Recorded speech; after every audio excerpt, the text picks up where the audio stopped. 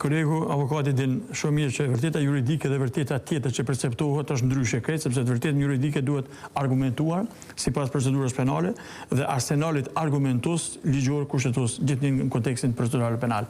Kurse vërteta tjetër që perceptohet, preket, kapet, mund të vihet në kontekste ndryshme, në kontekstin e perspektivës partijake që udhëheq me qeverinë, në kontekstin e qeverisë aktuale dhe pretendimit për pas një mandat tjetër, në kontekstin e perspektivës regionale, në kontekstin e perspektivës së formave ndryshme të asociimit në region dhe më gjërë. Faleminderit.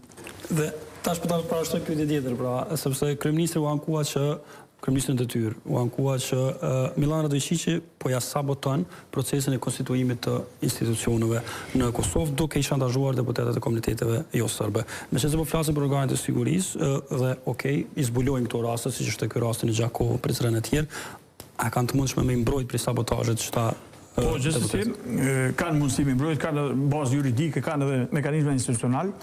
Unë mendoj që kanë edhe gatishmëri vepruese, organet mandatare në këtë kontekst. Mirë po, sa është saktë kjo informacion, unë për vetë nuk e di. Nuk kam informat.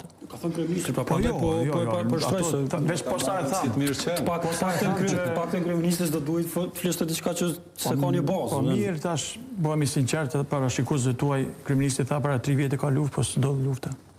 22 shtator. Unë do them sa herë që vije tema e asaj çka thotë kryeministri. Nuk kam rëndësi jam në kryeministrit, por zyrtarët e qeverisë dhe kryeministri thash, veç sa e thash, kontekst perspektivës partijake, kontekst perspektivës qeverisë që e ka dhe mund pretendoj. Pak politika edhe me këtë çështje. Mirë po. Nëse është e vërtetë që ka shantazhime, atëherë pamedyshim që duhet përdorën, vihen në lëvizje mekanizmat institucional, gjithnjë konform bazës juridike dhe mandatit, që të parandalohet shantazhimi i tyre, parandalohet kanosja e tyre, parandalohet gjithçka tjetër që ndikon apo i detyron ata në vendimmarrje tjetër. Pra duhet parandalohet, kemi mundësi, kemi kapacitete me i parandalu çfarë lloj shantazhe dhe ndaj kujt do qoftë që është qytetar lojal i Republikës Kosovës. Hoxha, presidenti shotam. Absolutisht. Hoxha, ka politik me çto deklarime, sidomos në fazën ku jemi pra te konstituimi i organeve. Absolutisht. Gjithashtu e politik. Sepse nuk varet qeveria vetëm nga votat e komuniteteve pakisë jo serbe. Në qoftë se shteti konstaton, kryeministri këtë rast që ka informacione ditore edhe raporte 24 orëshe nga Agjencia e Inteligjencës Kosovës, që filan deputeti ose filan deputetja mund të jetë shantazhuar, le të negocion me pjesën tjetër. Ke edhe numër relativisht madh të deputetëve shqiptar, patriot, pjesëmarrës në luftë, pjesëmarrës çdo proces të shtetëndërtimit dhe ta evitojmë këtë breng të shantazhit ndaj X deputetëve. Prandaj, unë nuk përjashtoj mundësinë që Vučići dhe nëse i jepet shansa ai, patjetër që do ta përdor këtë formë shantazhit.